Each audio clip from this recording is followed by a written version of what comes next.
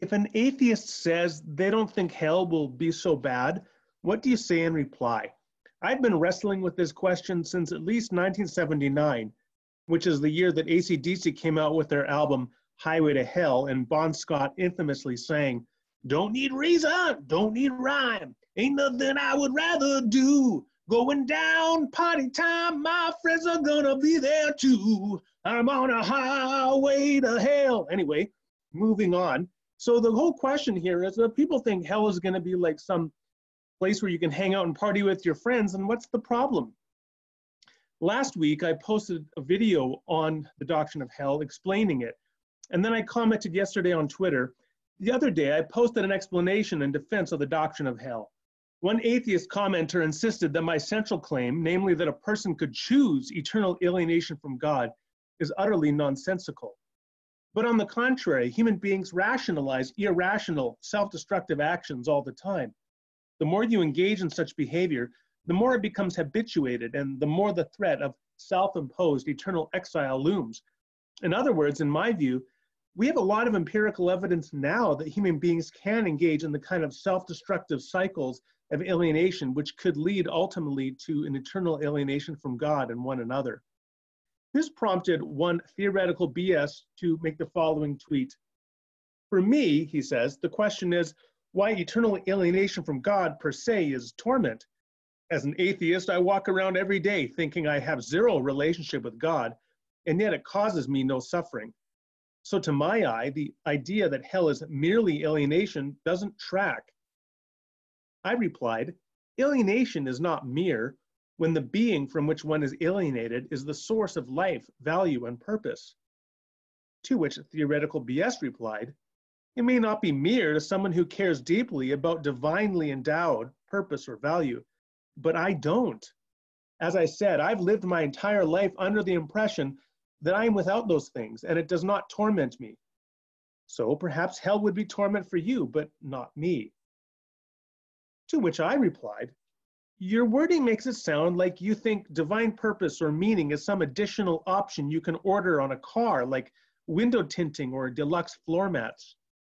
But if Christian theism is true, it's actually the chassis and engine. Now, we went back and forth a few more times on Twitter after this, but I just want to pause on this point because I think it's important. The idea here is that if you are going to get a new car, you're not going to take the engine as optional or the chassis as optional because those are essential for the functioning of the car. You can decide whether or not you want tinting or deluxe floor mats. That's not essential, but the chassis and engine are. From a Christian perspective, relationship with God is ultimately essential to the very nature of human flourishing, and thus a person who says, I can willfully choose to be cut off from God and suffer no loss forever is simply not understanding the very issue of what is at stake. Now, perhaps you're not tracking with me yet, so let me give you an illustration which hopefully will make this a little clearer. It is essential to human flourishing, and I hope we can all agree on this, to have relationships with one another. Now, I could have shown two human beings hugging, but I thought it would be even cuter if it was two stuffed panda bears. So there you go, one panda is hugging the other. Now, we know that some people are extroverts and some people are introverts, and introverts, maybe they need more of their alone time. But nobody who is a truly healthy human being can choose to be completely cut off altogether and have no human interaction with any other human being.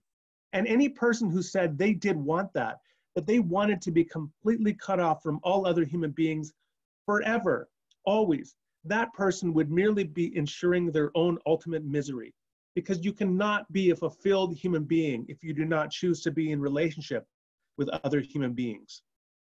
Now, let's consider what Scripture says about God and God's relationship to human beings, and indeed what it is to be human. We read this in Genesis chapter 1. Then God said, let us make humankind in our image, according to our likeness, and let them have dominion over the fish of the sea and over the birds of the air, and over the cattle and over all the wild animals of the earth, and over every creeping thing that creeps upon the earth. So God created humankind in his image. In the image of God, he created them. Male and female, he created them. Now, there's a couple of things I want to highlight from this very evocative passage. The first thing is that human beings are understood by Christians and Western monotheists, more generally, to be made in the image of God. So what it is in essence for God to be is reflected in the very relationship of human beings and their nature. And indeed, part of that certainly is the fact that human beings exist essentially in relationship. God created humankind in his image. In the image of God, he created them male and female. Together, in relationship, they have the image of God. This is likewise reflected in the fact in Mark, when Jesus is asked to summarize the law, he describes it both with respect to God and other human beings. Love the Lord your God with all of your heart, soul, mind, and strength. And the second command he says is this: love your neighbor as yourself. There is no commandment greater than these.